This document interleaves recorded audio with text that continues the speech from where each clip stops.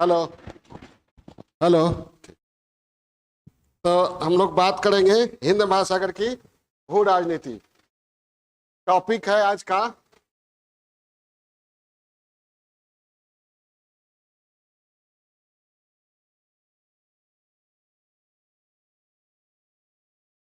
हिंद महासागर की। दूसरांश ठीक है।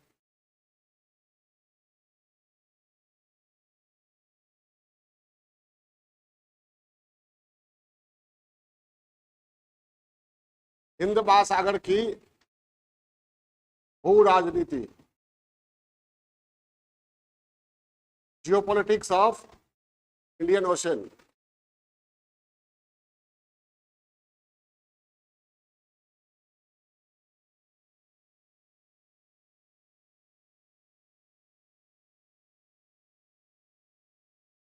और इसमें भारत की केंद्रीय स्थिति है,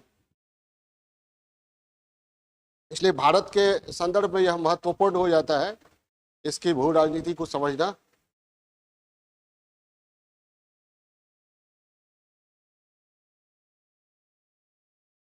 ठीक है। देखिए, ये हिंद महासागर है। डिएगो गार्सिया कहाँ है?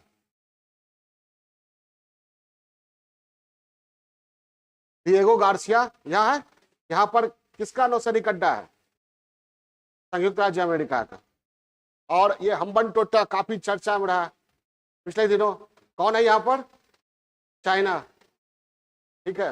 ये मराव है, यहाँ भी चाइना अपनी उपस्थिति दर्ज करता है। ठीक है। और ये अमेरिका, ये चाइना यहाँ है। तो चीन और अमेरिका के बीच प्रतिद्वंदिता कहाँ चल रही है? हिंद महासागर में।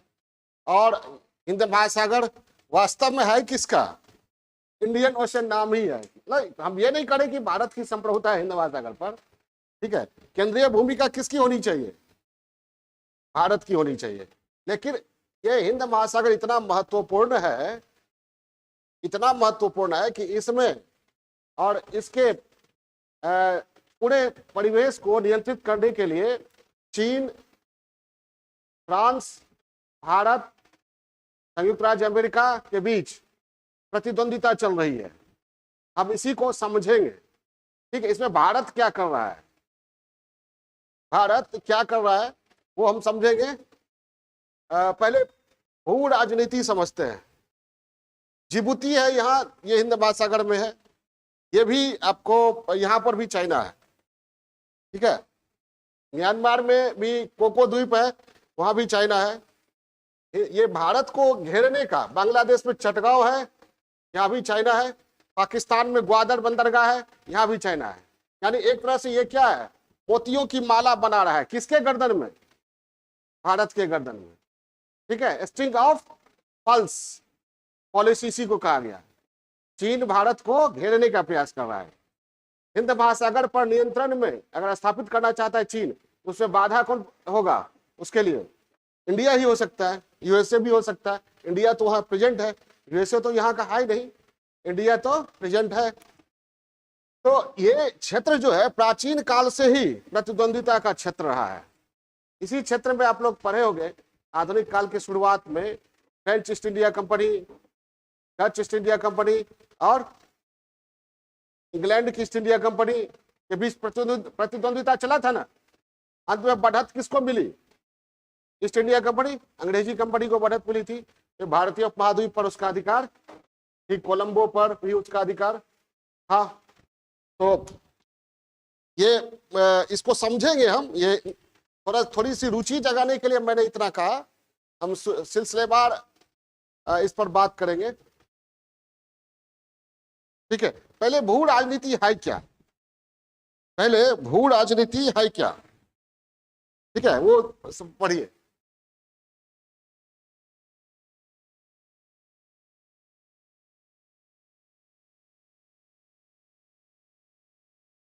हिंद महासागर की भू राजनीति, भू राजनीति है क्या? जियोपॉलिटिक्स।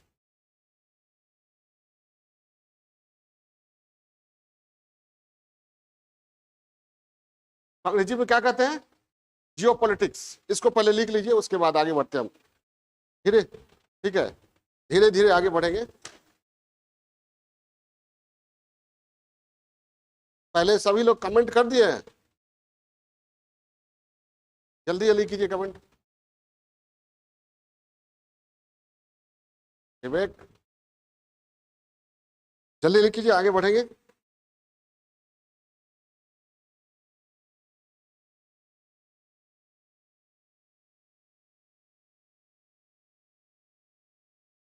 विश्व की भवितव्यता का निर्णय हिंद महासागर के जल तल पर होगा, ठीक है, अभी पहले कीजिए, कमेंट कर दिए।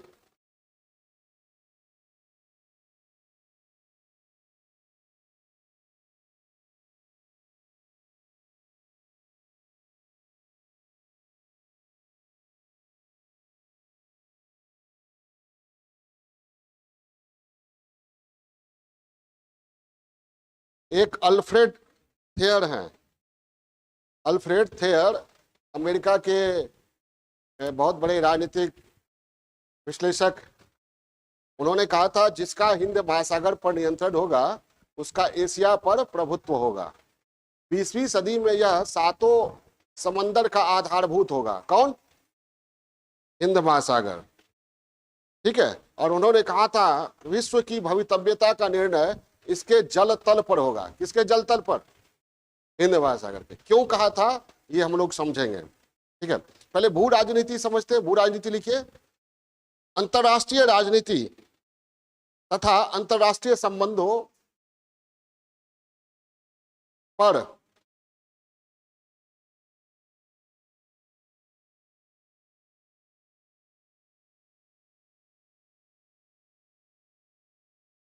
अंतरराष्ट्रीय राजनीति या अंतरराष्ट्रीय संबंधों पर भूगोल के प्रभावों का अध्ययन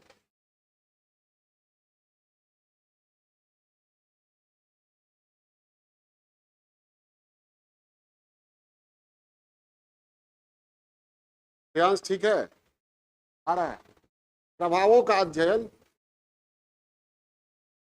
क्या कहलाता है? भू राजनीति।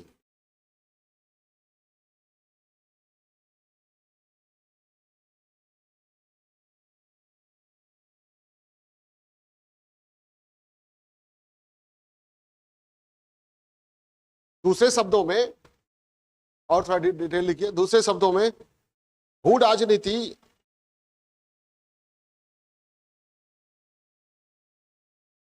विदेश नीति के अध्ययन की वह विधि है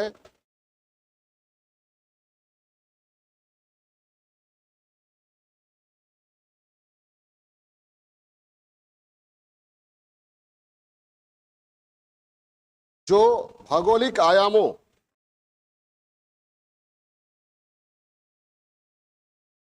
या पहलुओं के माध्यम से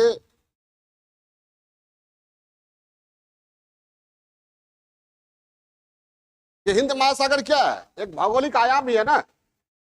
इसके माध्यम से हम इंटरनेशनल रिलेशन को समझने का प्रयास करेंगे। भौगोलिक आयामों या पहलुओं के माध्यम से अंतरराष्ट्रीय राजनीतिक गतिविधियों को समझने,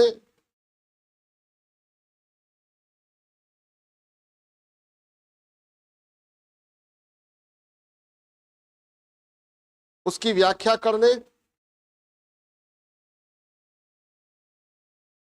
और उसका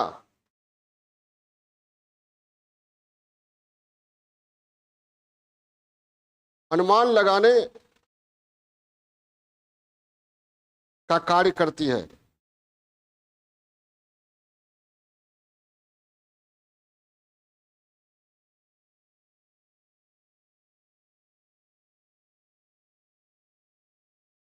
ठीक है।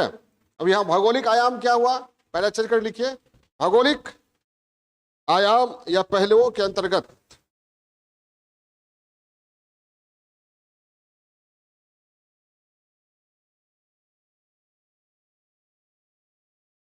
उस क्षेत्र का क्षेत्रफल, जलवायु, टोपोग्राफी,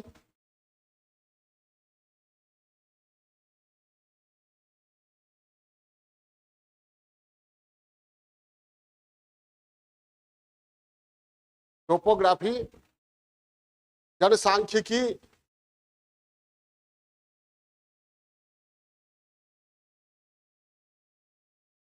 प्राकृतिक संसाधन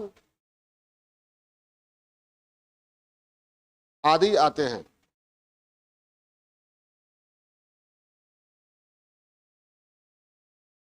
प्राकृतिक संसाधन आदि आते हैं।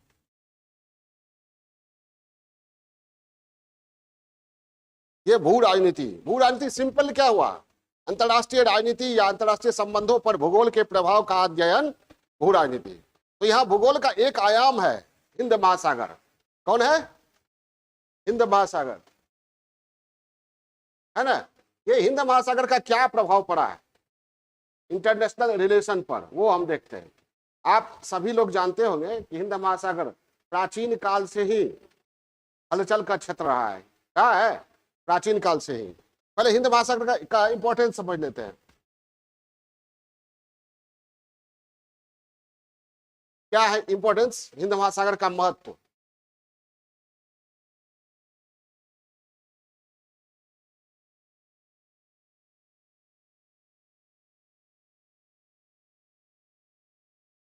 भारत के लिए हिंद महासागर का क्या महत्व है वो हम पढ़ा चुके हैं, पिछली बार पढ़ा चुके हैं ना। भारत के लिए हिंद महासागर का महत्व, हाँ, ये विश्व का तीसरा सबसे बड़ा महासागर है। विश्व का तीसरा सबसे बड़ा महासागर है।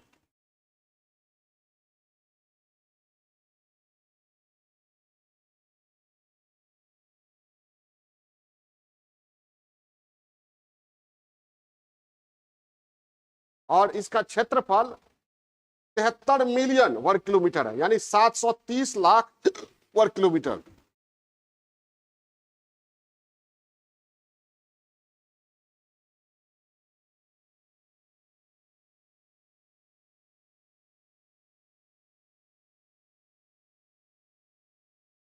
सात सौ तीस लाख वर्ग किलोमीटर है,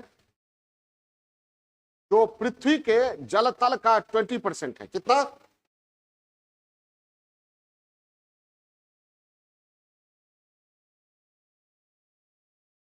जलतल का 20%।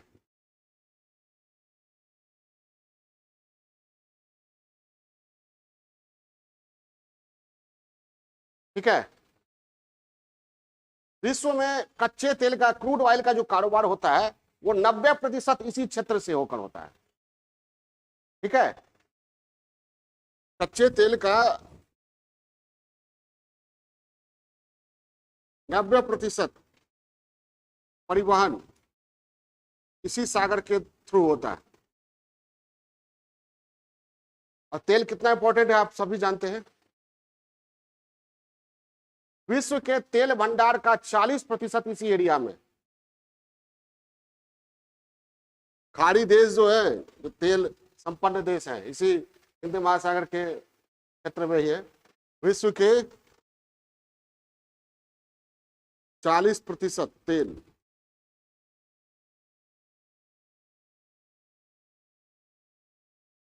भंडार इसी क्षेत्र में है। दुनिया की 1/3 आबादी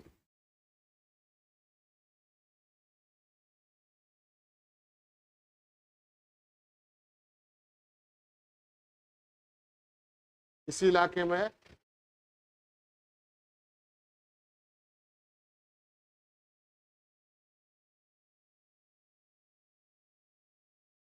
हिंद महासागर है, देख रहे हैं। तो और बढ़िया से इंडियन ओशन, देखिए अफ्रीकन कंट्रीज है, इंडिया है, ये पूरा देखिए दुनिया की लगभग 1/3, बहुत घनी आबादी इस क्षेत्र में रहती है।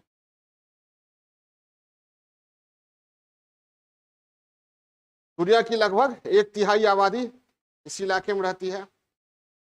और चोक पॉइंट समझते हैं, इसको जल डमरू मध्य या नहर जो दो समुद्रों को जोड़ती है, ठीक है। तो ये जल डमरू मध्य जो होते हैं वो काफी महत्वपूर्ण होते हैं, क्योंकि ये दूरी को बचा देते हैं। जैसे स्वेज नहर जानते हैं ना, वो मध्य सागर और लाल सागर को जोड़ता है।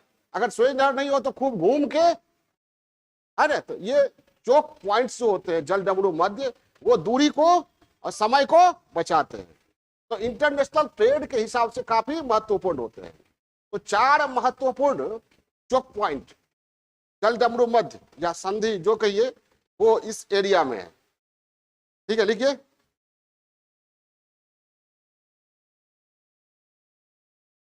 राजनीतिक रूप से 4 जल डमरू मध्य, 4 बहुत ही महत्वपूर्ण जल डमरू मध्य। होर्मुज,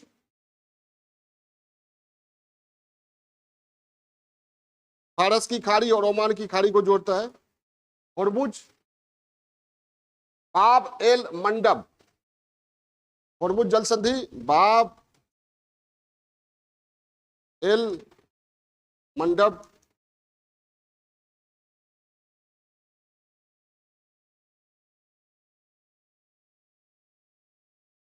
ठीक है। मलक्का जल संधि,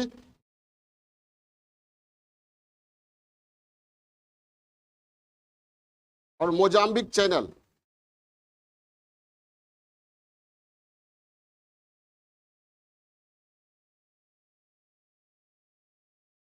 हिंद महासागर में ही है।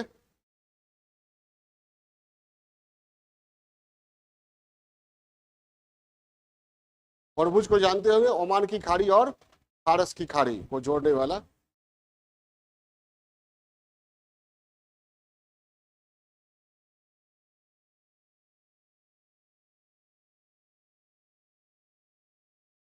तो इसीलिए किसने कहा था? अल्फ्रेड थेयर ने, अल्फ्रेड थेयर ने कहा था कि जिसका हिंद महासागर पर नियंत्रण होगा उसी का एशिया पर नियंत्रण होगा। और उन्होंने कहा था 20वीं सदी में यह विश्व के 7 महासागर, 7 समंदर का आधारभूत होगा, ठीक है। और दुनिया की भवितव्यता का निर्णय हिंद महासागर के जल तल पर होगा। यह स्टेटमेंट लिख लीजिए बॉक्स में, अल्फ्रेड थेयर, जिसका हिंद महासागर पर नियंत्रण है।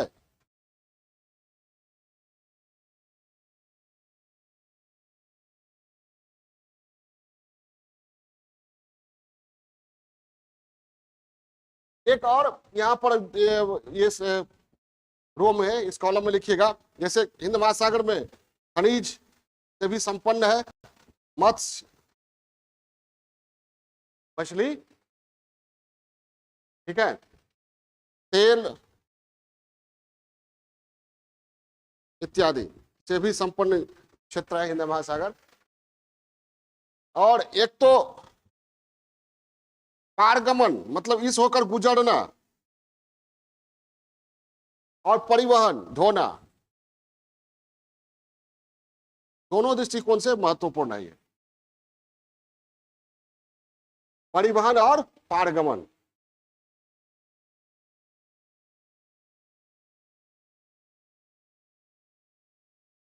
वो लिखिए बॉक्स में, अल्फ्रेड थेयर का, जिसका हिंद महासागर पर नियंत्रण है उसी का एशिया पर प्रभुत्व है।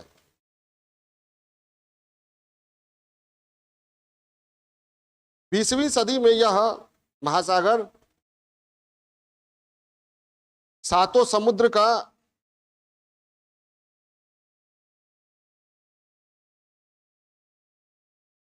आधारभूत है।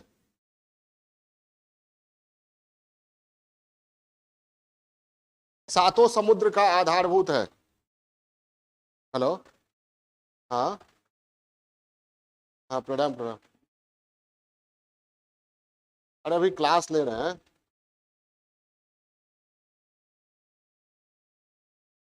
हाँ ठीक है। हाँ, सातों समुद्र का आधारभूत है। विश्व की भवितव्यता का निर्णय इसके जल तल पर होगा। भवितव्यता का निर्णय इसके जल तल पर होगा।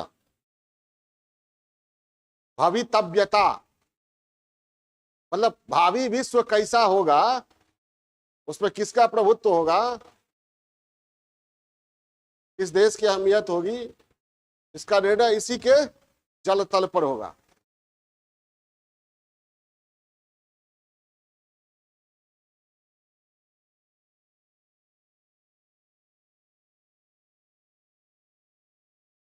अब थोड़ा सा समझते हैं इसकी इस पर नियंत्रण के लिए प्रतिद्वंद्विता जो चली है।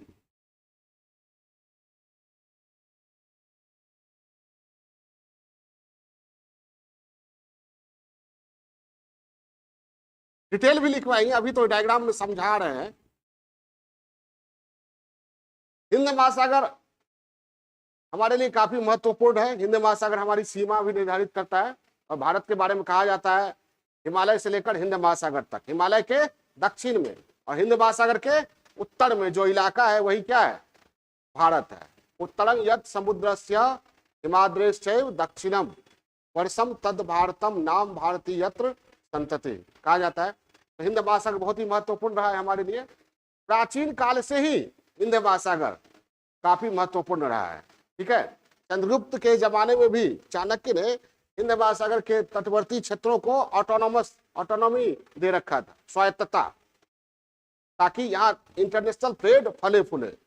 और काफी अच्छी स्थिति थी भारत की। कहा जाता है ग्लोबल ट्रेड में 25% हिस्सेदारी किसकी, भागीदारी प्राचीन काल में।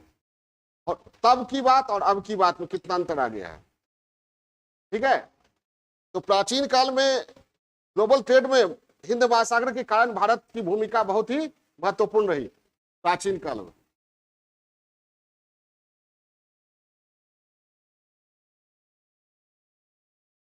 भारत की ग्लोबल ट्रेड में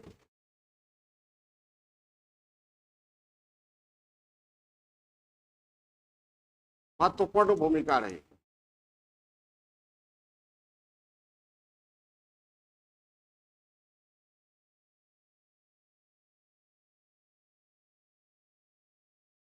भारत रोम व्यापार हिंद महासागर के थ्रू होता था, आप लोग जानते होंगे। रोमन बस्ती कहाँ मिली है, अरिकामेडू पांडिचेरी, जानते हैं ना।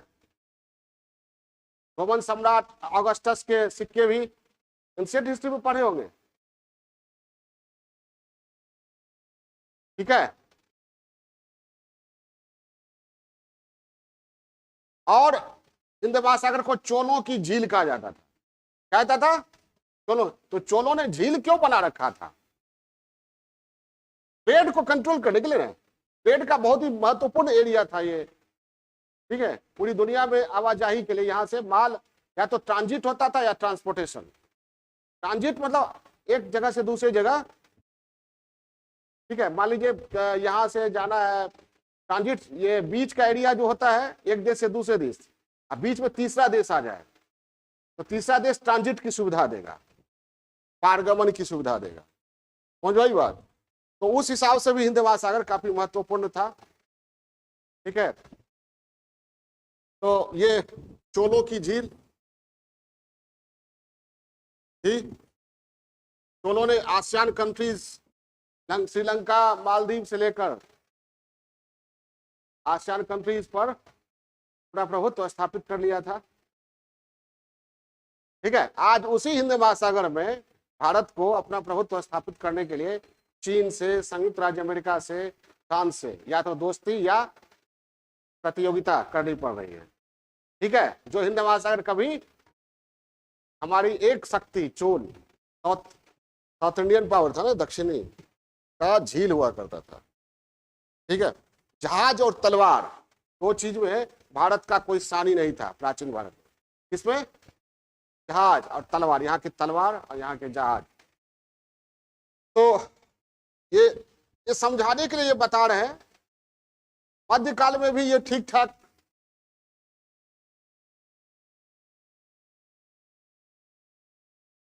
लेकिन मध्यकाल में जो शक्तियां थी उन्होंने हिंद महासागर पर ध्यान दिया, इस सक्रिय रुचि नहीं लिया। पुर्तगाली इधर उधर जाते रहे, याद होगा आप लोगों को, पुर्तगाली कार्तेज प्रणाली चलाया था, तो रंगदारी देना होता था, ठीक है। मुगलों ने उसको कंट्रोल करने का प्रयास किया, लेकिन कंट्रोल नहीं हो सका था। उत्तर मध्यकाल में, आधुनिक काल के शुरुआत में, आप जानते हैं हिंद महासागर बैटल फील्ड बना, नियंत्रण प्रभुत्व के लिए युद्ध चला, मतलब ये होड़ चला, किसके किसके बीच, फ्रांस, इंग्लैंड और पुर्तगाल और डच भी, जानते हैं ना। और अंत में सफलता किसको मिली, अच्छी सफलता किसको मिली, फ्रांस को। कैसे फ्रांस को, फ्रांस तो कुछ ही क्षेत्रों में सिमट कर रह गया। पांडीवास युद्ध और बेदरा का युद्ध, बेदरा के युद्ध में किसको बाहर कर दिया अंग्रेजों ने, डच को, ठीक है। और वांडीवास में फ्रांस को इस क्षेत्र से निकाल दिया, और फिर अकेला पावर बन गया। और जब ये इसको बहुत ही महत्वपूर्ण शक्ति प्रदान किया, महत्वपूर्ण स्थिति प्रदान किया, हिंद महासागर पर नियंत्रण किसको, अंग्रेजों को। अंग्रेजों ने कंट्रोल किया हिंद महासागर को, और भारत पर, भारत जैसा देश, बड़ा देश, उस पर अब नियंत्रण धीरे धीरे स्थापित कर लिया।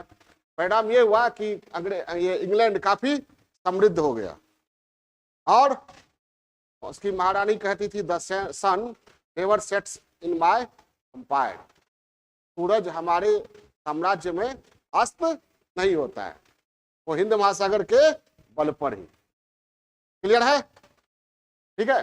तो आधुनिक काल की शुरुआत में किसके किसके बीच चला, डच, फ्रांस और इंग्लैंड, अब पुर्तगाल।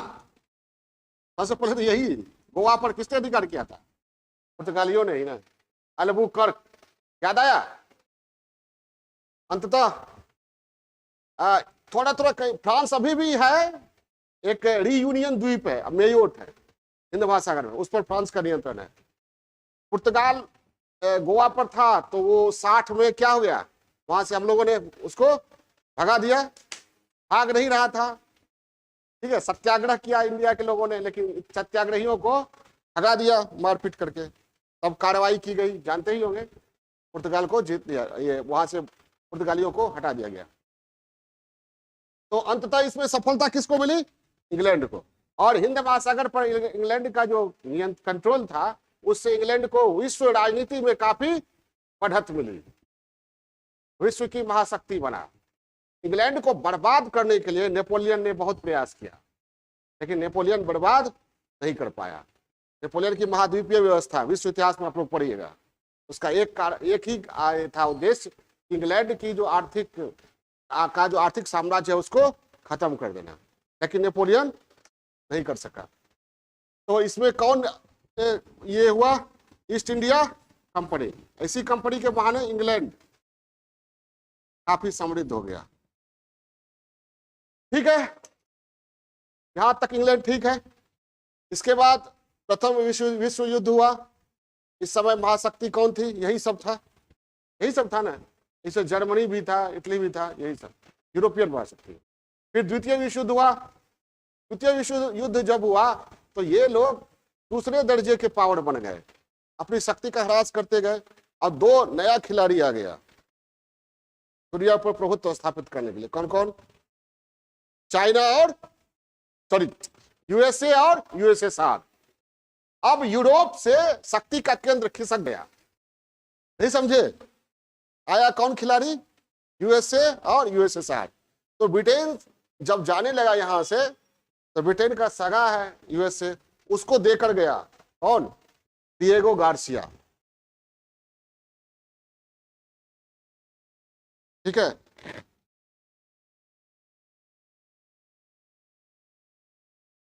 ये है डिएगो गार्सिया।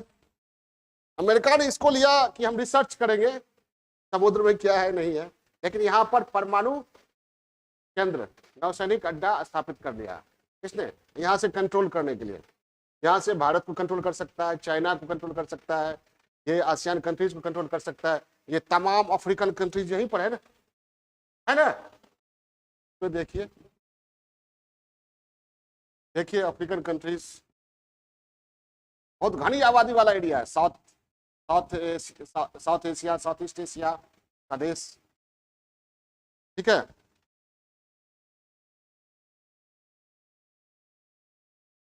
तो डिएगो गार्सिया पर पहले ब्रिटेन का नियंत्रण था, अब डिएगो गार्सिया को दे दिया ब्रिटेन ने। किसको? यूएसए को। अब जब ये दे दिया तो माथा ठनका किसका? यूएसएसआर का। और यूएसएसआर भी इसमें रुचि लेना अफगानिस्तान में, ईरान में आरंभ कर दिया। तो ये शीत युद्ध का केंद्र बन गया। क्लियर है? लेकिन जब शीत युद्ध का जब अंत हुआ तब सोवियत रूस थोड़ा कमजोर हो गया। तब तक एक नया पावर उभर गया था। कौन? चाइना। अब चाइना की जो है इसमें दखलंदाजी काफी बढ़ गई, भारत को घेरने का प्रयास कर रहा है। स्ट्रिंग ऑफ फॉल्स, यहां पर मालदीव में मराओ, यहां ग्वादर देखिए है, हम्बनटोटा और म्यांमार में कोको, बांग्लादेश में चटगांव। इसी को कहा गया स्ट्रिंग ऑफ पल्स। क्लियर है? हिंदी में क्या कहते हैं? मोतियों की माला। किसके गले में? भारत के गले में। ठीक है, और एक और चीज, belt and road initiative Bharat ने आरंभ किया। ये सॉरी भारत कहते, चाइना ने। Belt and road initiative, one belt one, पहले ओबोर था, वन बेल्ट वन रोड, उसको नाम दिया गया बेल्ट एंड रोड इनिशिएटिव। इसी के तहत यहाँ जिबूती, यहाँ नौसैनिक अड्डा है। किसका? चाइना का। यहां भी है, अफ्रीकन कंट्रीज है, यानी हिंद महासागर में पूरा अपनी उपस्थिति दर्ज कर रहा है। कौन? चाइना। उसका प्रशांत महासागर में जो चीन सागर है वहां भी। अब ये सब चीन जो है अपना जितना पड़ोसी है इंडो पैसिफिक रीजन में सबसे झगड़ा करता है। ठीक है, वो 9 डैश लाइन अपने मैप पर एगो बना रखा है, 9 डैश लाइन जिसको कहते हैं। मतलब समुद्र में मानचित्र में समुद्र है, समुद्र में 9 ठो पहले 11 ठो खींचा था, ऐसे खींच दिया है तो कहता ये सब एरिया हमारा है। इसी को कहा गया 9 डैश लाइन। क्या? सब एरिया। जो ये 9 डैश लाइन मैप पर खींचा है वो मैप दिखाता है। ठीक है, उसमें कोई इलाका ये ब्रुनोई का है, कोई इलाका बोर्नियो का, कोई इंडोनेशिया का है, कोई फिलीपींस का है। ठीक है, तो सबसे झगड़ा करते रहता है। कौन? हाँ, क्यों करते रहता है? ताकि ये पूरा ट्रांजिट जो भी है, पारगमन या ट्रांसपोर्टेशन जो भी है हिंद महासागर, उस पर हमारा कंट्रोल हो। और चाहे तो वो इंडिया के सप्लाई लाइन को भी काट सकता है। नहीं समझे? इंडिया जो तेल मंगाता है वगैरह बहुत कुछ, तो उसको काट सकता है। इसलिए कहा गया कि हिंद महासागर पर जिसका नियंत्रण होगा, एशिया पर नियंत्रण होगा, और दुनिया की भवितव्यता का निर्णय इसके जल तल पर होगा। किसने कहा? अल्फ्रेड एयर ने। क्लियर है? चीन और अमेरिका यहां है डिएगो गार्सिया में। अमेरिका भारत के साथ मिलकर चीन को संतुलित करने का प्रयास कर रहा है। इधर ऑस्ट्रेलिया को भी प्रॉब्लम हो रहा है, ऑस्ट्रेलिया इधर है।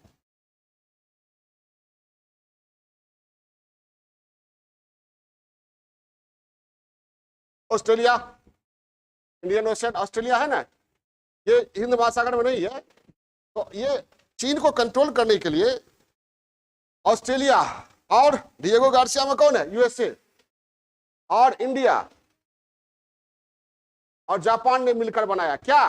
क्वाड। क्या बनाया? क्वाड।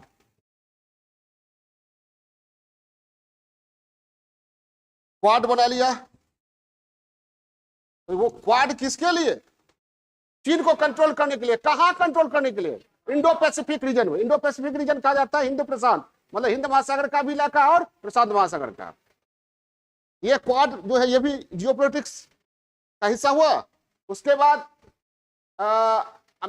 भारत चाहता है कि ये क्षेत्र जो है युद्ध स्थल नहीं बने, अशांत नहीं, शांत रहे, लेकिन शांति रहने नहीं दिया जाएगा। यहाँ की शांति तो भंग कर चुका है चाइना। कुछ दिनों पहले हम्बनटोट्टा में आया था उसका जहाज, आप लोग जानते होंगे, कोलंबो हम्बनटोट्टा आया था ना, भारत में चौकन्ना हो गया, यहाँ क्या कर रहा है चीन का जासूसी जहाज। पहले श्रीलंका ने कहा हम नहीं आने देंगे, फिर आने दिया, कुछ दिन रहा भी आराम से। कहा जाता है इंडिया का जो एटॉमिक साइट वगैरह है, रिएक्टर, एटॉमिक रिएक्टर साइट, वो सब का नक्शा वगैरह लेके गया, जो हो क्या नहीं, क्वाड बनाया। तो इंडिया ये चाइना को और कंट्रोल करने के लिए ऑकस आया, ऑकस, ऑस्ट्रेलिया, यूके और यूएसए, ऑकस, ठीक है। अब इसमें फ्रांस जो है वो भी है, उसका फ्रांस का है ये मेडागास्कर के आसपास, यहां पर रीयूनियन द्वीप है। कौन द्वीप है? रीयूनियन और मेयोट, उस पर नियंत्रण। तो फ्रांस भी चाहता है यहां पर हमारा कंट्रोल रहे, हमारी उपस्थिति रहे, हमको कोई नजरअंदाज नहीं करे। बहुत पहले से फ्रांस यहाँ है। तो फ्रांस के साथ इंडिया मिलकर वरुण, आप लोग सुने होंगे वरुण, इंडिया इसको भी करा ठीक है आप भी रहिए साथ में। वरुण क्या है? नौसैनिक अभ्यास करता है फ्रांस, ठीक है। फ्रांस चाह रहा था ऑस्ट्रेलिया के साथ मिलकर ये इस क्षेत्र में अपना ये दबदबा बढ़ाए, लेकिन ऑस्ट्रेलिया इसके साथ आ गया। किसके साथ? यूएसए इसके साथ। तो फ्रांस और ऑस्ट्रेलिया में थोड़ा मनमुटाव हो गया। फ्रांस ऑस्ट्रेलिया को हथियार बेचना चाहता था, नहीं लिया, ऑस्ट्रेलिया ले लिया शायद यूएसए से, ठीक है।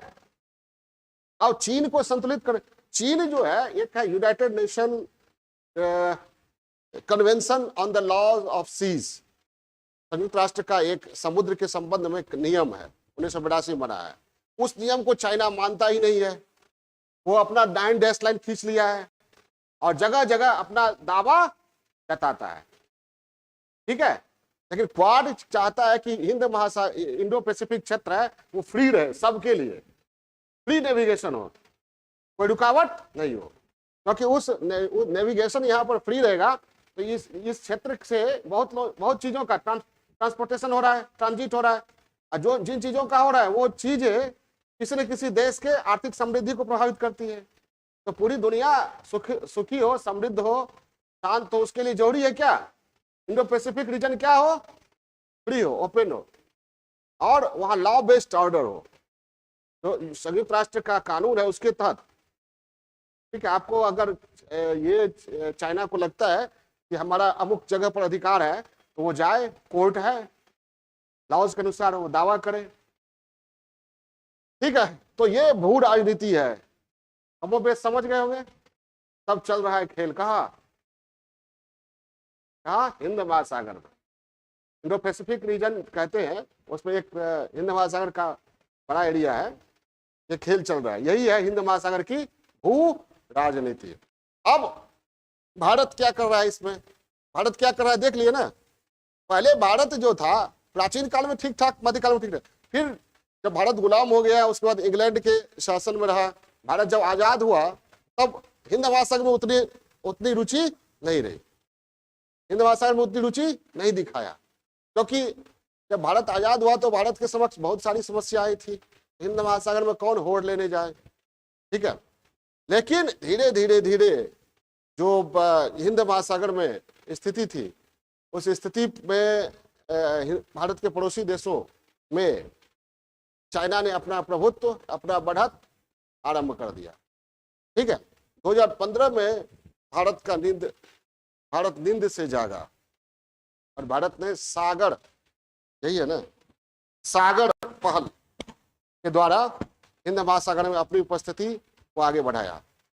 Security and growth for all in this region, इसका फुल फॉर्म है क्या?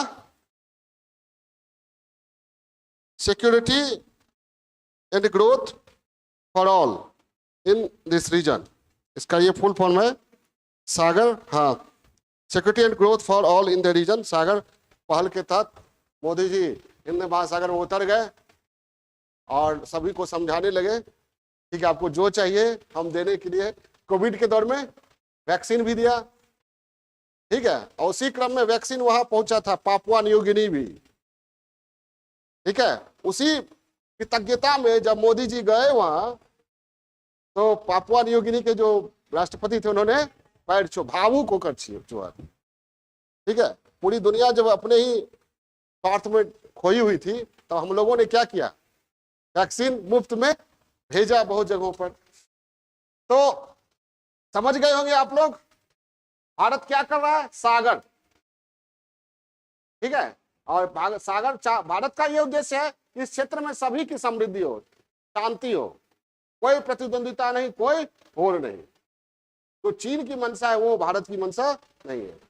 भारत सतत विकास चाहता है इस क्षेत्र में, क्या चाहता है, सतत विकास। फिर भी चीन को संतुलित करने के लिए कुछ न कुछ तो करना पड़ेगा, इसलिए कभी फ्रांस के साथ, कभी क्वाड में ऑस्ट्रेलिया और यूएसए के साथ, ठीक है, क्योंकि चीन भारत को डिस्टर्ब करता है उधर से भी, स्थल से भी और जल से भी। समझ आई बात। एक बार ऑस्ट्रेलिया के जो ये थे, ये राष्ट्रपति या प्रधानमंत्री कौन है, उन्होंने कहा था कि मोदी जी के साथ हम रास्ते में समोसा खाना चाहते हैं। समोसा इंडिया का फेमस है ना, खाना चाहते हैं, मतलब इंडिया से नजदीकी दिखाया। तो चीन जो है सभी का सरदर्द बना हुआ है, किसी एक का नहीं, सभी का सरदर्द बना हुआ है, ठीक है, हमारा भी, यूएसए का भी, ठीक है। रसिया का तो अभी फ्रेंड है, लेकिन रसिया का भी सरदर्द बनता था, कभी न कभी बनेगा ही। तो ये समझ गए आप लोग, हिंद महासागर की भू राजनीति समझ गए। अब भारत क्या कर रहा है समझ गए, है। और भारत ने हिंद महासागर को ध्यान में रखते हुए ही सागर माला प्रोजेक्ट पर कार्य करना आरंभ किया है, जानते ना, पीटी में रखते होंगे, सागर माला। एक है भारत माला। भारत माला क्या है, पूरे भारत में जितना ये है ट्रांसपोर्टेशन, ये रोड या रेलवेज या सड़क या हवाई अड्डा, सबको ठीक करना बंदरगाह। सागर माला बंदरगाह, वर्ल्ड लेवल इंफ्रास्ट्रक्चर हर एक बंदरगाह का होना चाहिए हमारा, ठीक है। तो मोदी जी उतर गए कहाँ, कब उतरे, 2015 में। क्या लेकर उतरे, सागर।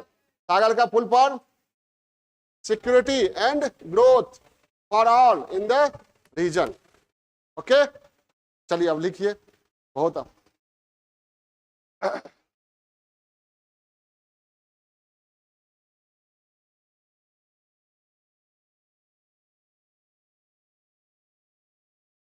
थोड़ा सा ये डायग्राम को कोडिंग कर लीजिए, डायग्राम में थोड़ा सा।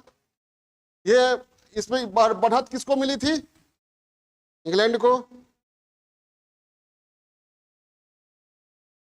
इंग्लैंड को। फिर द्वितीय विश्व युद्ध के बाद डिएगो गार्सिया में कौन आ गया, अमेरिका, यूएसए। फिर ये शीत युद्ध का स्थल बन गया।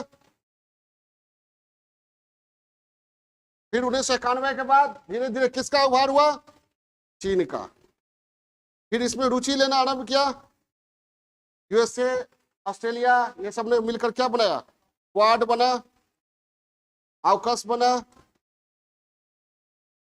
ठीक है, खेल जारी है। ठीक है, अब भारत क्या कर रहा है भाई, भारत आरंभ में क्या था, सोया हुआ था, जगह धीरे धीरे 2015 में पूरी तरह जगह।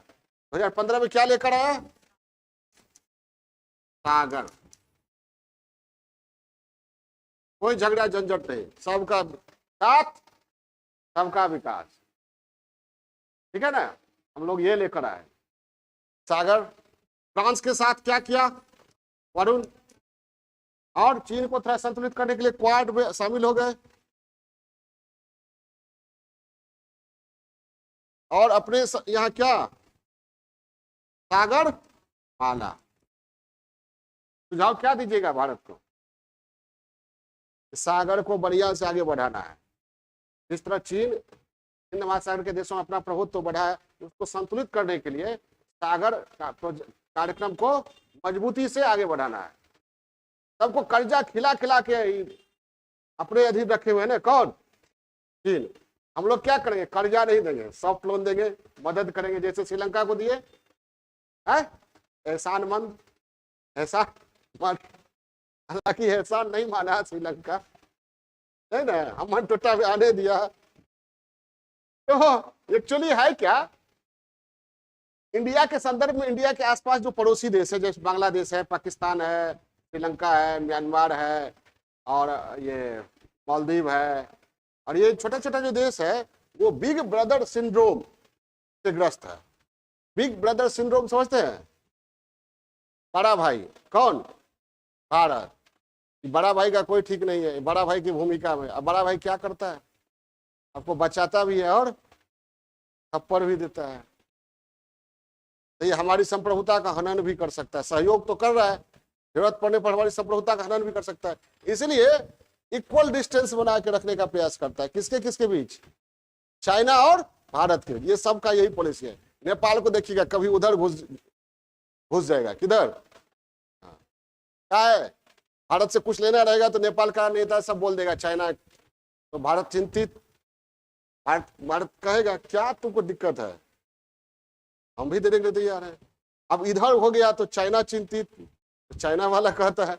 ये छोटा छोटा देश यही काम ही करता है, ठीक है। जब भारत दबाव बनाएगा तो नेपाल या बांग्लादेश का प्रधानमंत्री या राष्ट्रपति जो बीजिंग चला जाएगा, ठीक है। जब बीजिंग दबाव बनाएगा तो वो सब दिल्ली आ जाएगा।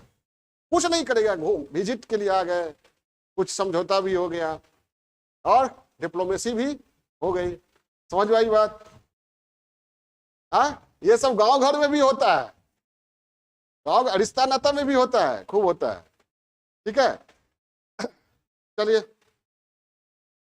तो अब हमको लगता है कि आप लोग बढ़िया से समझ गए होंगे जियोपॉलिटिक्स। अब लिखा जाए, देखिए क्या हुआ। ये डायग्राम था, लिख लीजिएगा।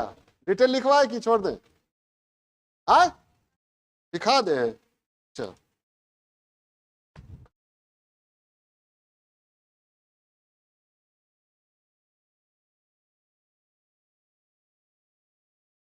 हिंद महासागर का महत्व लिखिए।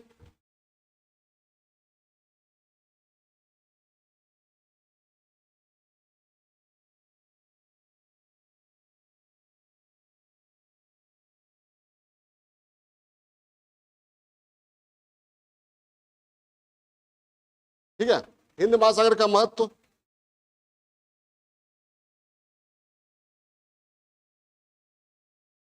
क्या हुआ? हाँ, क्या बोल रही है? ठीक से बोलो। कौन महत्व? लिखवा देना, तो लिखवा तो रहे हैं, हो चुका। फिर से लिख लीजिए। हिंद महासागर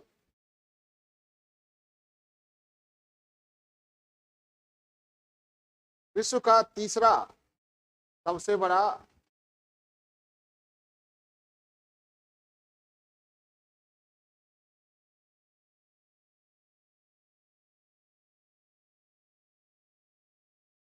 सागर है।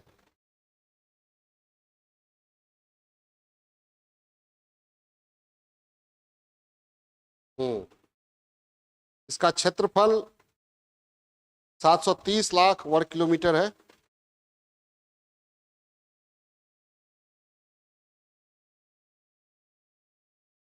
जल्दी लिखिए, लिखवा चुके हैं, फिर रिपीट कर रहे हैं।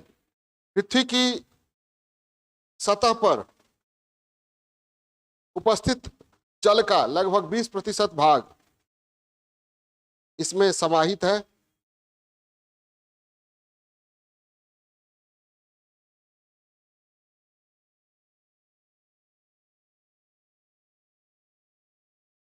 और याद रखिएगा, सबसे अधिक देशों से यही घिरा हुआ है, ठीक है। कितने देशों से ये घिरा हुआ है? कितने देशों से ये हिंद महासागर घिरा हुआ है? उतना और किसी महासागर और कोई भी महासागर उतने देशों से घिरा हुआ नहीं है। सबसे अधिक देशों से घिरा हुआ है कौन? हिंद महासागर।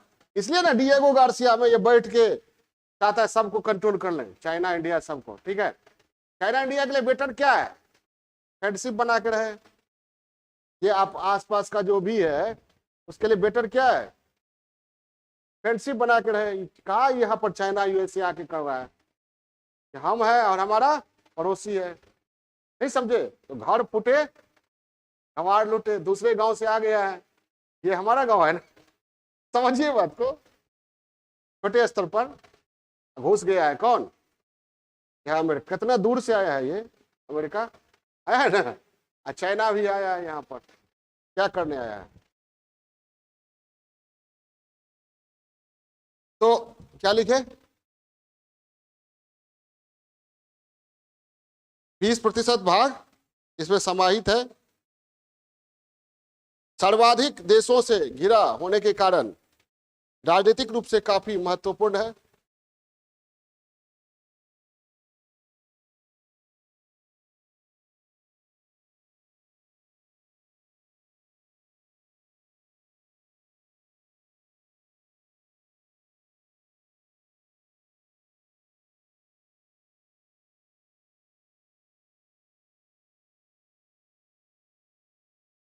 मत्स्य संपदा, खनिज संपदा, तेल,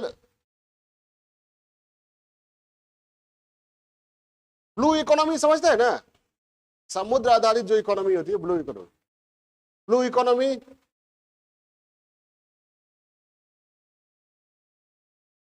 परिवहन, पारगमन की दृष्टि से हिंद महासागर काफी महत्वपूर्ण है।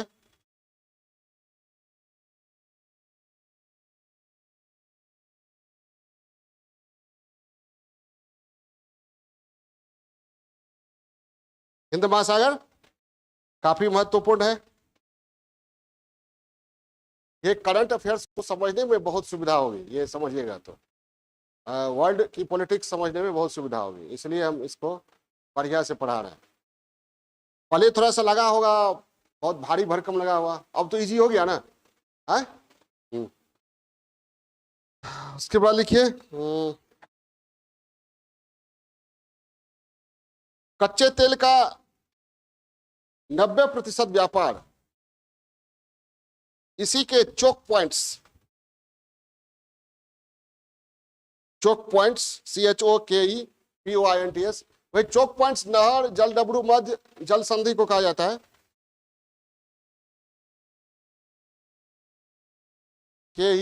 चोक पॉइंट्स, इसी के चोक पॉइंट से होता है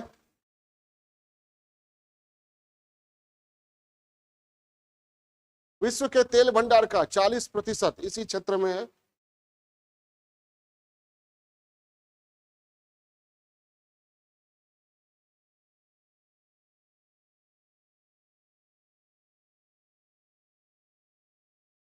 आर्थिक राजनीतिक रूप से महत्वपूर्ण 4 जल डमरू मध्य,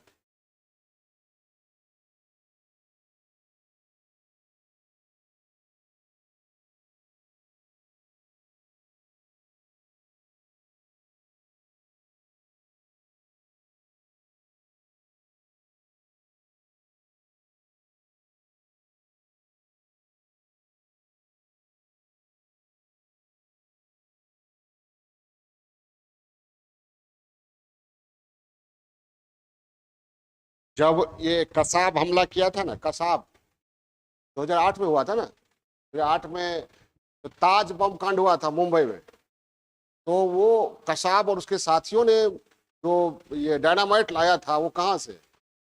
हिंद महासागर होकर ही लाया। तब इंडिया जो है सचेत हुआ कि हिंद महासागर पर देख रेख जरूरी है, नहीं तो हमारा इसी तरह हम डिस्टर्ब होते रहेंगे। क्या लिखे? 4 महत्वपूर्ण जल डमरू मध्य, होर्मुज, बाब एल मंडब जो लिखा चुके हैं, मलक्का, मध्य एवं मोजाम्बिक चैनल इस क्षेत्र में स्थित है।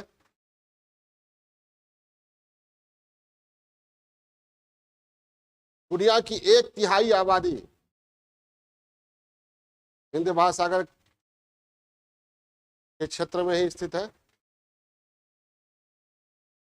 1/3 आबादी।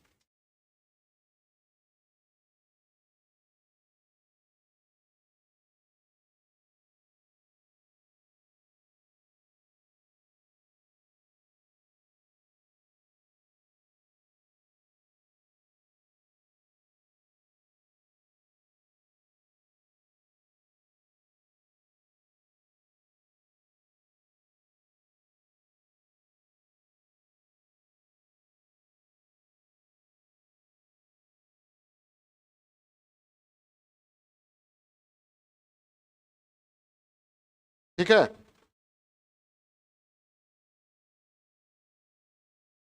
पैराचेंज। इसी महत्व को देखते हुए अल्फ्रेड थेयर ने कहा था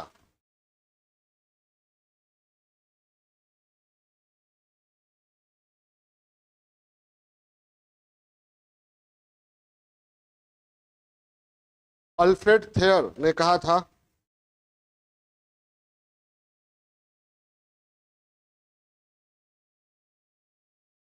कि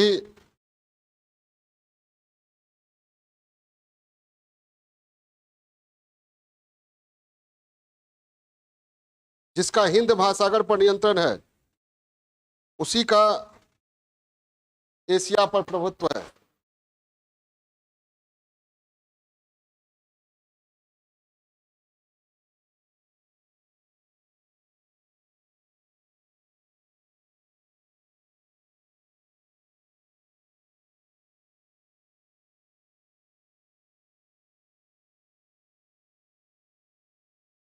बीसवीं सदी में यह महासागर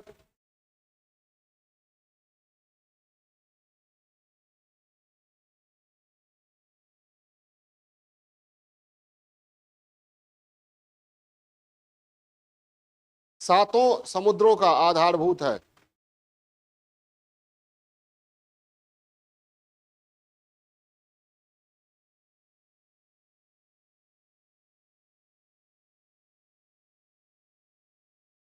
विश्व की भवितव्यता, भवितव्यता लिख लीजिए ना,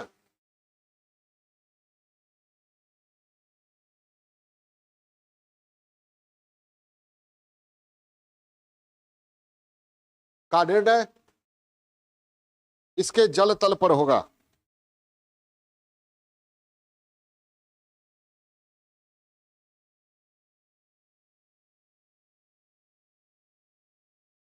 थेयर के इस कथन से थेयर के इस कथन से थेयर के इस कथन से हिंद महासागर के भूज राजनीतिक महत्व का पता चलता है।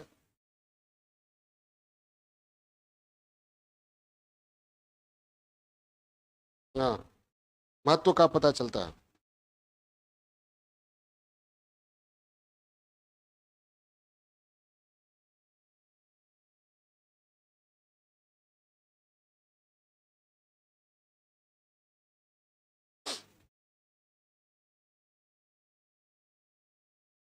पैराचेंज। प्राचीन काल से ही यह महासागर, अब यहाँ पर हिंद महासागर की भू राजनीति पर बात करेंगे। प्राचीन काल से ही यह महासागर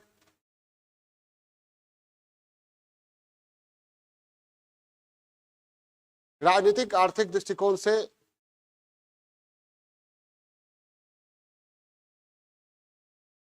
काफी महत्वपूर्ण रहा है।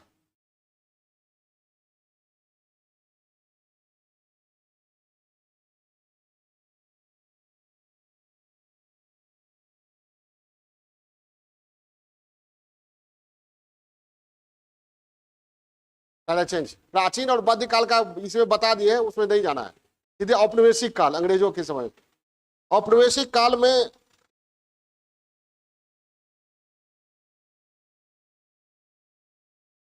लगभग 200 सालों तक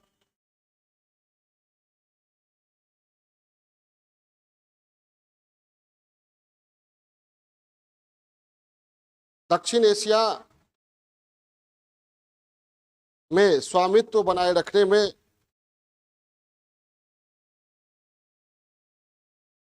हिंद महासागर पर नियंत्रण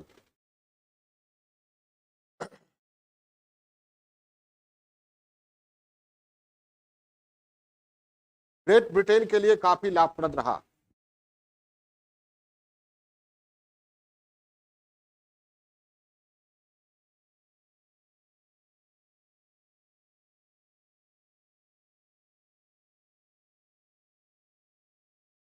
ग्रेट ब्रिटेन के लिए काफी लाभप्रद रहा। ब्रिटिश साम्राज्य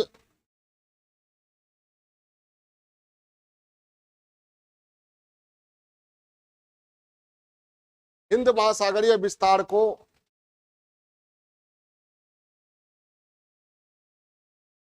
तीन समानांतर पेटियों में नियंत्रित करता था।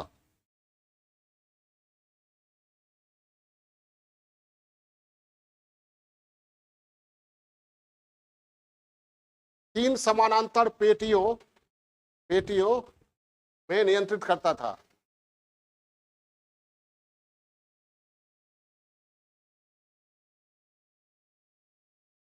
जिसमें प्रथम पेटी श्रीलंका के कोलंबो में केंद्रित थी।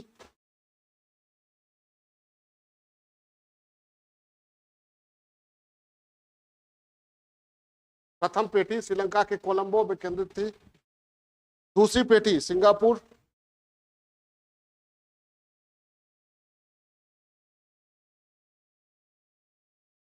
और तीसरी पेटी पर्थ कहाँ है? ऑस्ट्रेलिया, पर्थ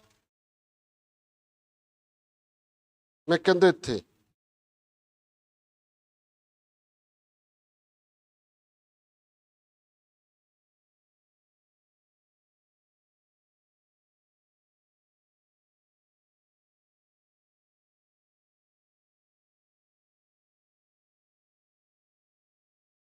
हाँ, तीसरी पेटी पर्थ में केंद्रित थी।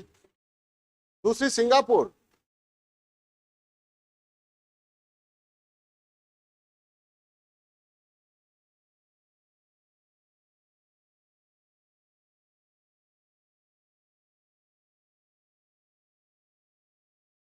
पैराचेंज।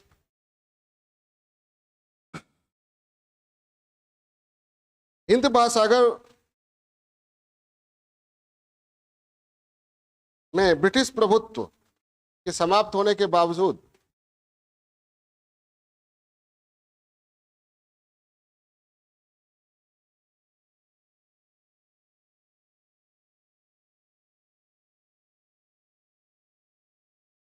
हिंद महासागर के मध्यवर्ती विस्तार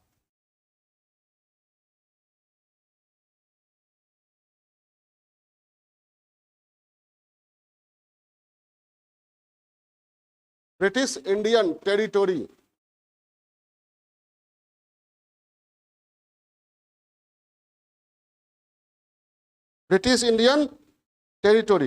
ब्रैकेट में लिखिएगा चगोज द्वीप समूह। चगोज द्वीप समूह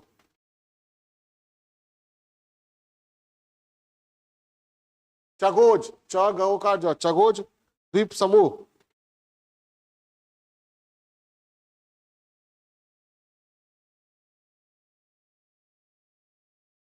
बना रहा, मतलब इस पर ब्रिटेन का प्रभुत्व बना रहा।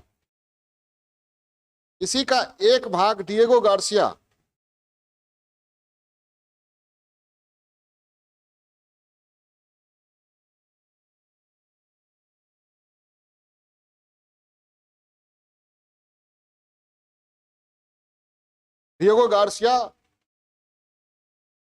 को यूके द्वारा यूएसए को भेंट कर दिया गया।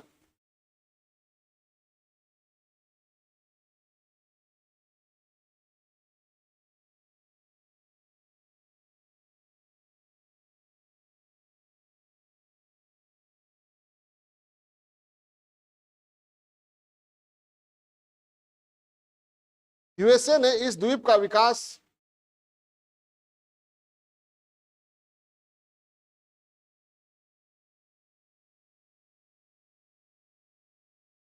परमाणु शक्ति केंद्र, परमाणु शक्ति केंद्र,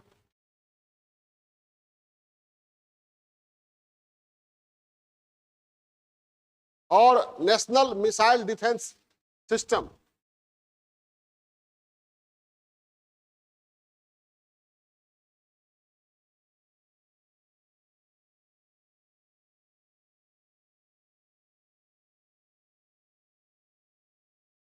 नेशनल मिसाइल डिफेंस सिस्टम के केंद्र के रूप में किया।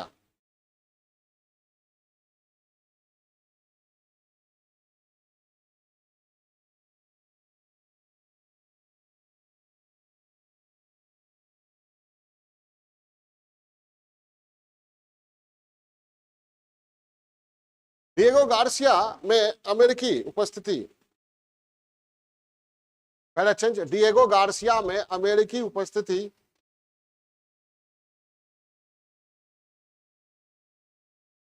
ने भारत और चीन एवं रूस को की चिंता को बढ़ा दिया।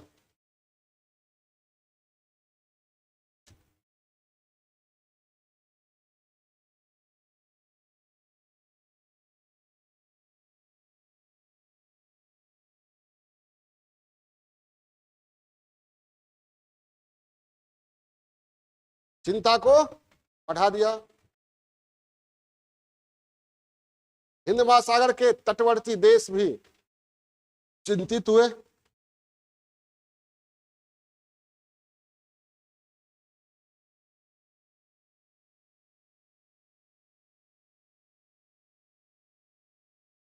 चिंतित हुए।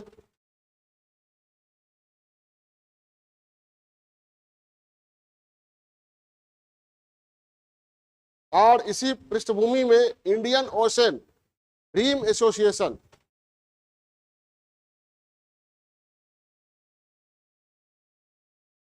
Indian Ocean Rim, RIM, Rim Association अस्तित्व में आया।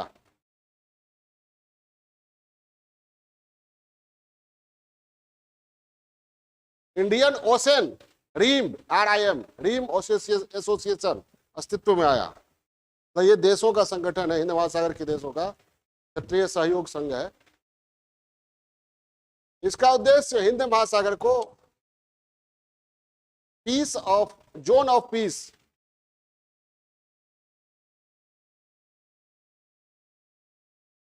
के रूप में बनाए रखना है।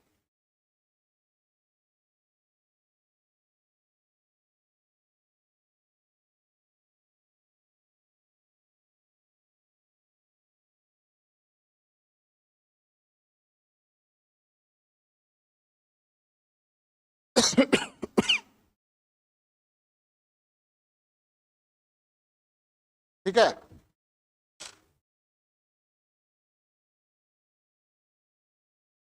हिंद महासागर में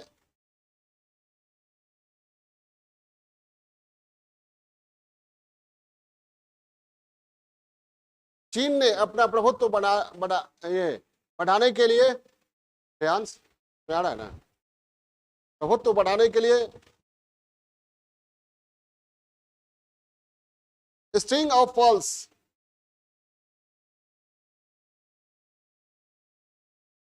की नीति पर अमल करना आरंभ किया।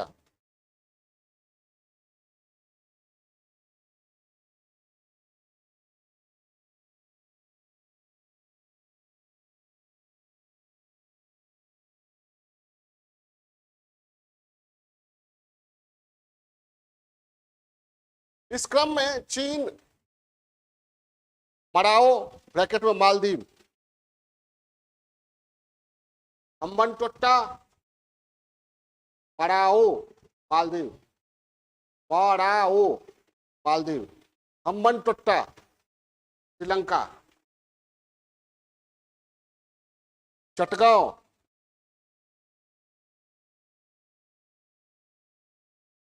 बांग्लादेश, पोको म्यांमार, पोको म्यांमार,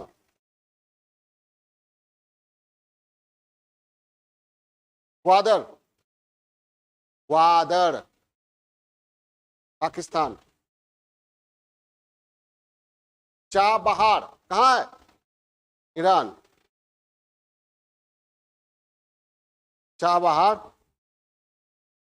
चाबहार ईरान में। इंडिया वहां गया था, चाइना भी अपना प्रभुत्व बढ़ा रहा है, इंडिया संतुलित नहीं कर पा रहा है वहां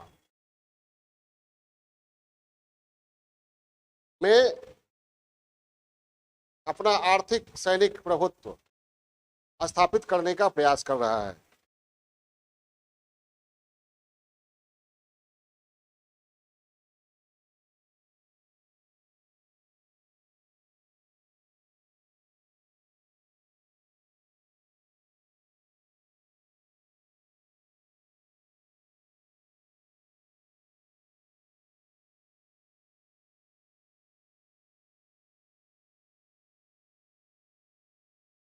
ठीक है।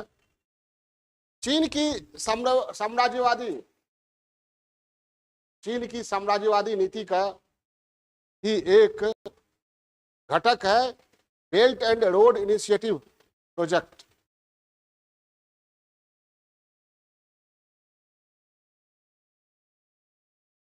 Belt and road initiative project.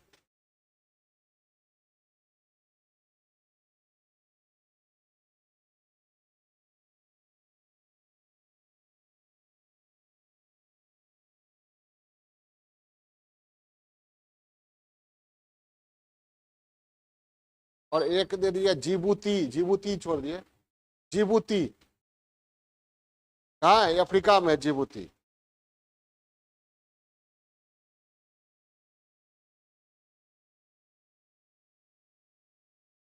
वहां अपना नौसैनिक अड्डा बनाया है। कहाँ? जिबूती। दिखाए थे ना Djibouti. Belt and road initiative क्या लिखे? प्रोजेक्ट। पूरा सेंटेंस बोलो ना।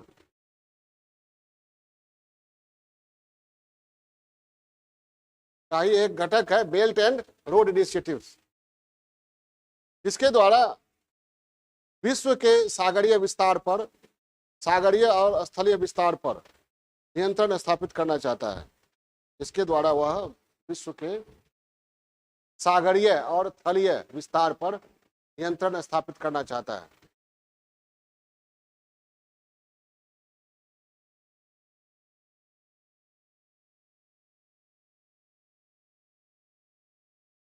चीन संयुक्त राष्ट्र के कानून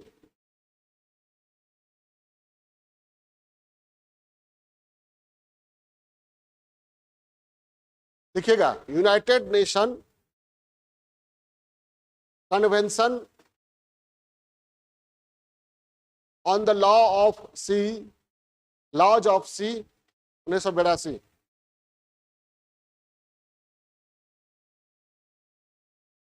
को स्वीकार नहीं करता।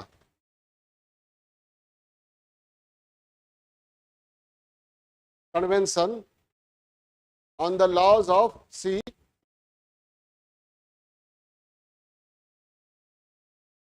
Convention of the laws on seas को स्वीकार नहीं करता है। ऑन लॉज ऑफ सी को स्वीकार नहीं करता है और मनमाने ढंग से ब्रैकेट में दे दिया जैसे 9 डैश लाइन हिंद प्रशांत क्षेत्र को नियंत्रित करना चाहता है।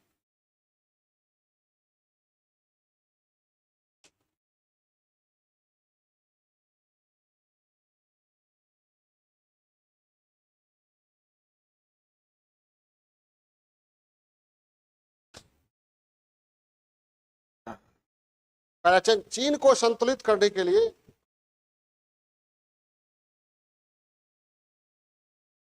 क्वाड अस्तित्व में आया। QUAD, क्वाड्रिलेटरल सिक्योरिटी डायलॉग अस्तित्व में आया।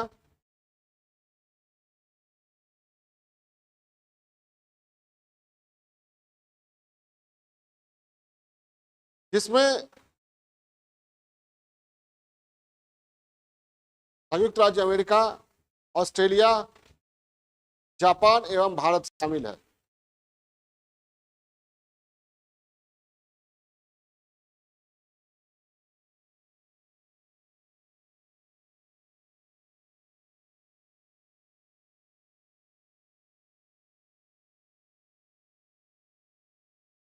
इसी क्रम में ऑकस, AUKUS भी अस्तित्व में आया है।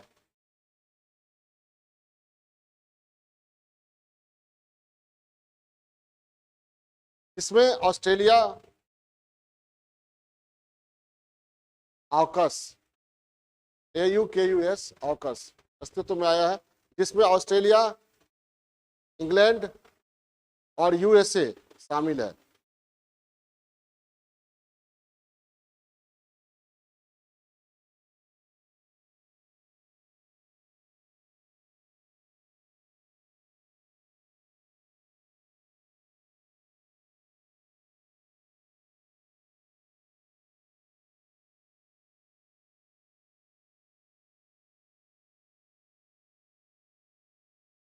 देख लिए, फ्रांस भी पहला चेंज इस क्षेत्र में सक्रिय है।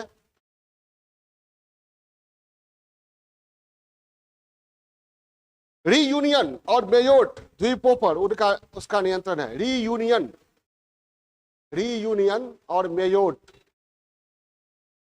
रीयूनियन समझ गए, मेयोट, मयकार यो का ट, मेयोट द्वीपों पर उसका नियंत्रण है।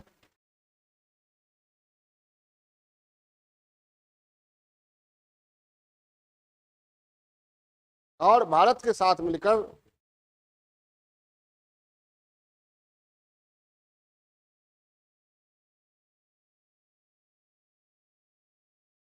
वरुण नाम से नौसैनिक अभ्यास के द्वारा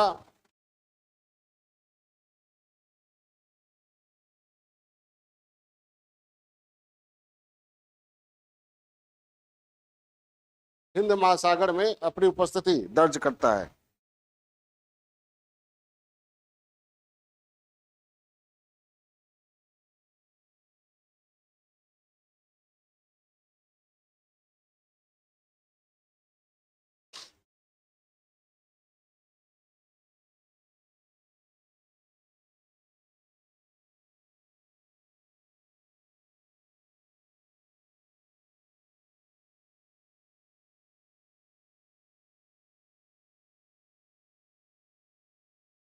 ठीक है, अब भारत की स्थिति, भारत की स्थिति लिखिए।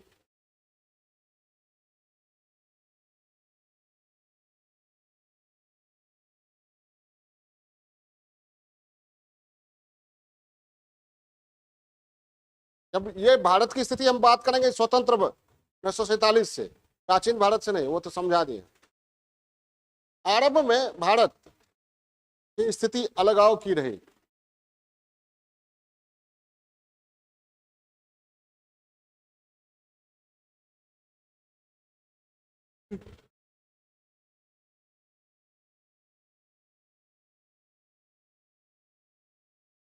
भारत सागर में शक्ति के होड़ में शामिल नहीं होना चाहता था।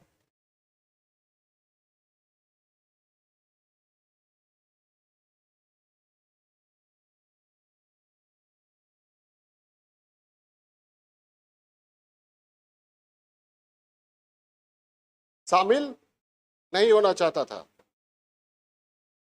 लेकिन 2008 में हुए मुंबई आतंकवादी हमले,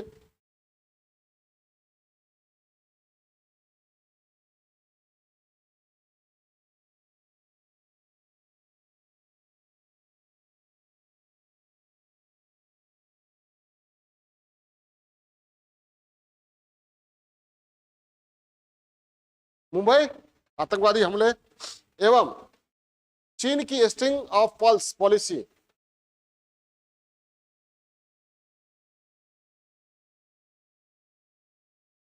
स्ट्रिंग ऑफ पल्स नीति ने भारत की चिंता को बढ़ा दिया।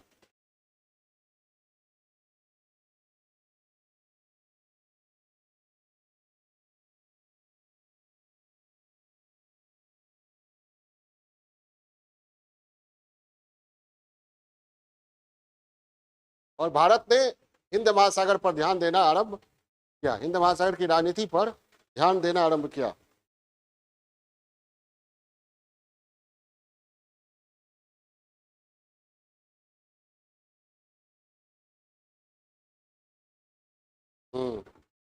राजनीति पर ध्यान देना आरंभ किया।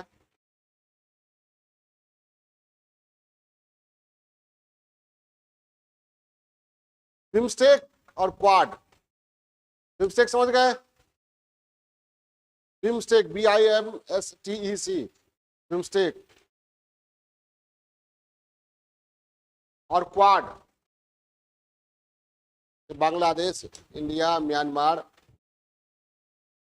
श्रीलंका, थाईलैंड इसमें शामिल है।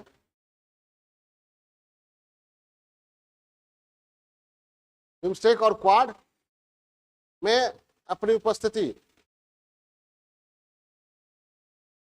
को बढ़ाया।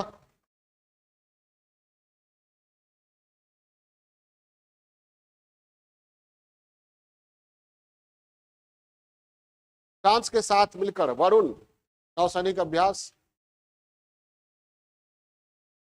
इस क्रम में फ्रांस के साथ मिलकर वरुण नौसैनिक अभ्यास भी उल्लेखनीय है।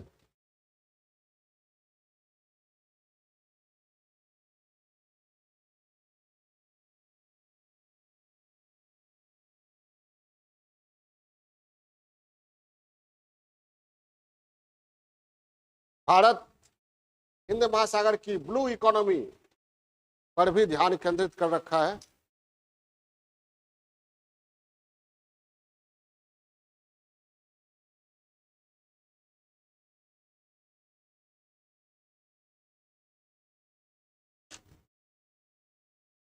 ब्लू इकोनॉमी,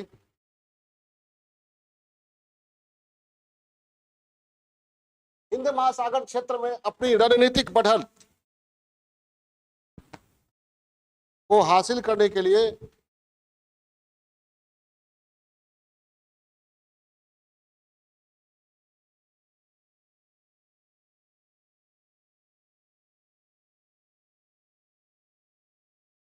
भारत ने वर्ष 2015 में सागर, SAGAR, सागर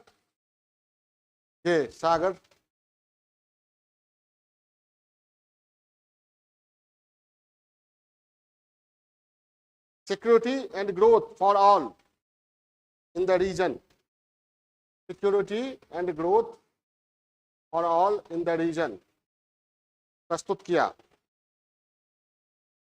वर्तमान में भारत सरकार इसी विजन पर कार्य कर रही है।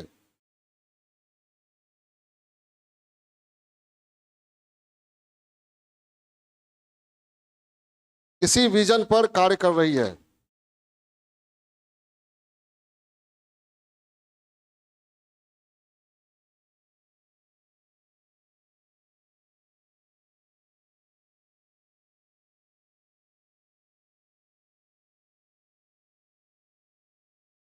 सागर नीति के तहत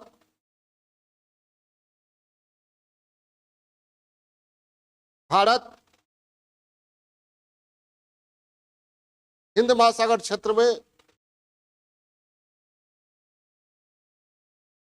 शांति, स्थिरता और समृद्धि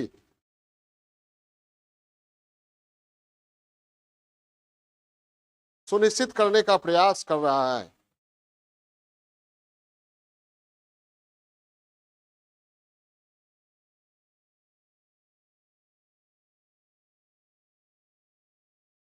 यह चीन की समुद्री कूटनीति का उचित जवाब है।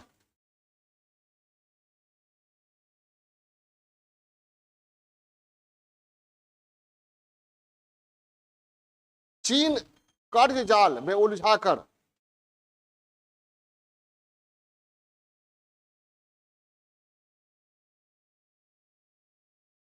अपने प्रभाव का विस्तार करता है,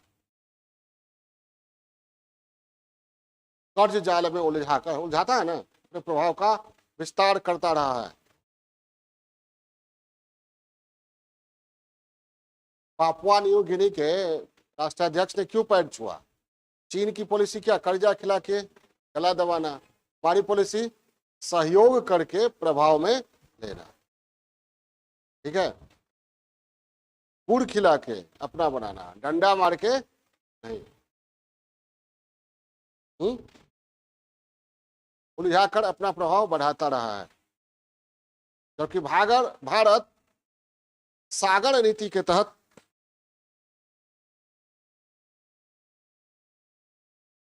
मित्र देशों को आर्थिक प्राकृतिक संकट के समय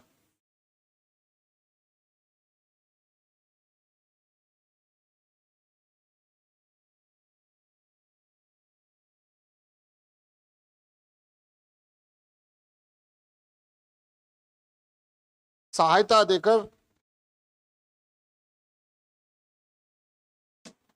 देकर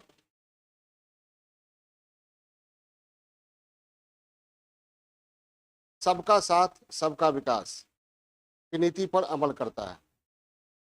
सबका साथ सबका विकास श्रीलंका को हम लोगों ने दिया ना, अफगानिस्तान में भी भेजे ना गेहूं, श्रीलंका को भी कर दिए सॉफ्ट लोन, मालदीव को भी, बांग्लादेश, म्यांमार, सबके प्रति सॉफ्ट, नेपाल। कोई क्वेश्चन? ये था हिंद महासागर की भू राजनीति। इसके बाद क्या है? भारतीय संघ का भौगोलिक आधार देखो,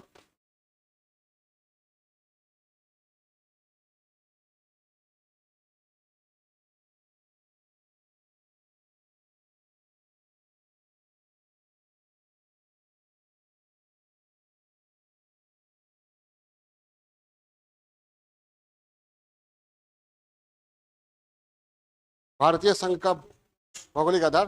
ब्रेक देते हैं 15 मिनट, उसके बाद शुरू करेंगे।